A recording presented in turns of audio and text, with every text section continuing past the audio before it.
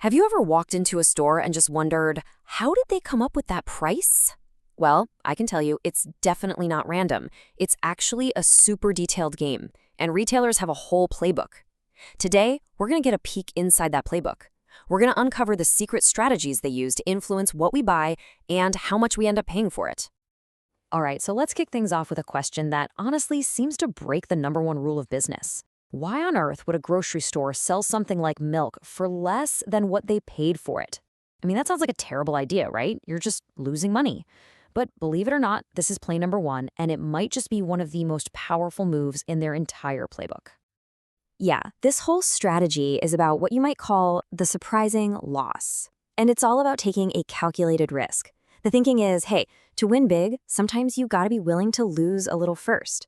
It's their opening move to get you and me walking through those doors, even if it means taking a small hit right at the start. And that move has a name. It's called the loss leader. A retailer takes a super common item, something we all buy, and purposefully prices it below their own cost. And no, that's not a mistake on the price tag. It's a strategic lure. The goal isn't to make money on that one item. It's to get you inside the store, because that's where the real game begins. But it's not just about getting us in the door. I mean, look at this list. A loss leader is kind of like a Swiss Army knife for a retailer. For sure, the number one goal is hoping you'll fill your cart with other, way more profitable stuff. But they can also use it to get rid of products they have too much of, to clear some shelf space, or to get a quick burst of cash flow. Or hey, even just to build some buzz around their brand. It's way more clever than it looks on the surface.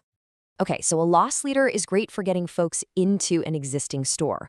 But what if you're launching a brand new product? I mean, from scratch. That first price you set is a huge deal. Do you start high, make it seem super exclusive, or do you go low and try to get a ton of people to buy it right away? Let's dig into that.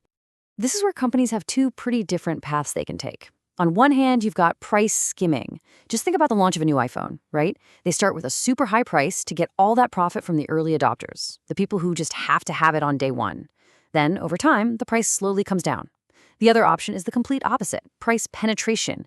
You launch with a really low price to just flood the market. The goal is to get as many people buying it as fast as possible.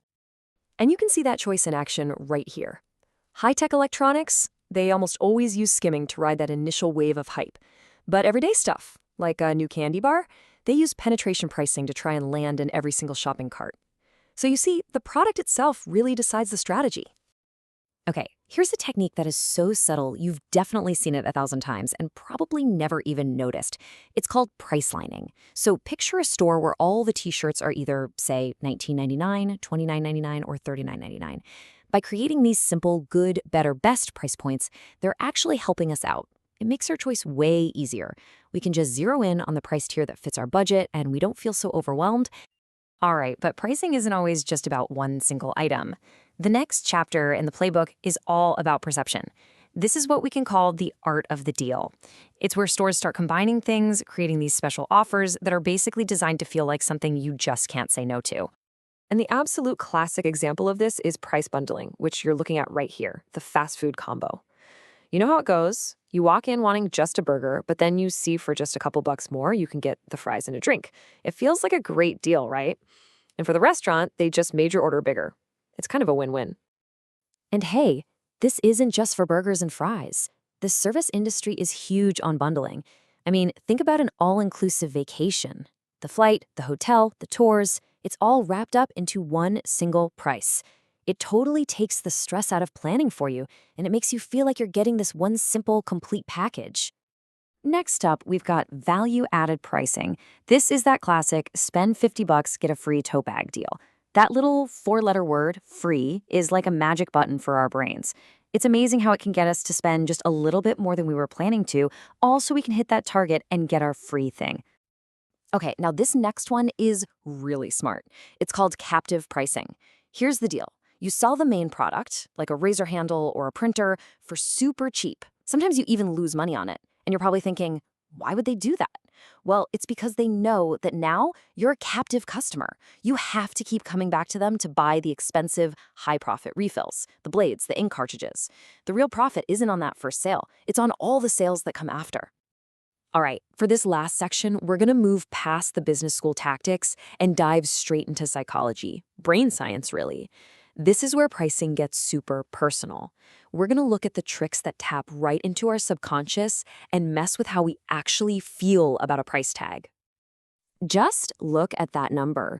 Over 60%. That is how many prices you see in stores that end in the number 9.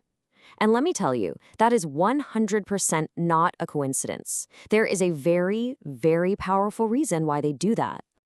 It's all because of something called the left digit effect.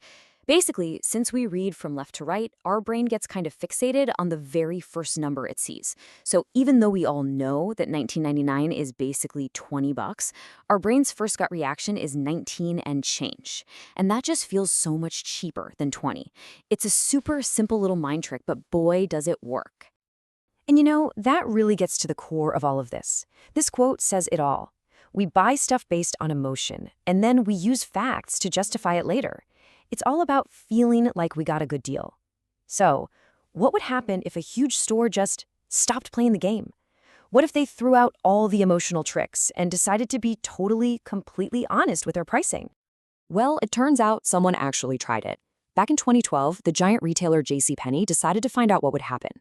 They rolled out this whole new strategy called Fair and Square. They got rid of all the coupons, all the constant 50% off sales, and they just priced everything at a simple round number. No more 99-cent endings. It was this massive, radical experiment in just being straightforward. And it was an absolute, total failure. A massive failure. Sales completely tanked, their most loyal customers hated it, and left. The whole Fair and Square thing was scrapped in a little over a year. So what happened? Well, the failure of Fair and Square taught the entire retail world a really powerful and really expensive lesson. It proved that we, the customers, don't just want a low price. We want the feeling of getting a deal. We want the thrill of the hunt. We missed our coupons, we missed the big red sale signs, we even missed the satisfaction of a price ending in 99 cents. The psychology, the emotion of the deal turned out to be way more important than the actual logic of the price. So from now on, when you're out shopping and you see that big sale sign or a price tag that ends in 99, you'll know what's going on. You'll know exactly what play they're running from the playbook. You've had a peek behind the curtain. The only question left is, now that you know the rules, is it going to change how you play the game?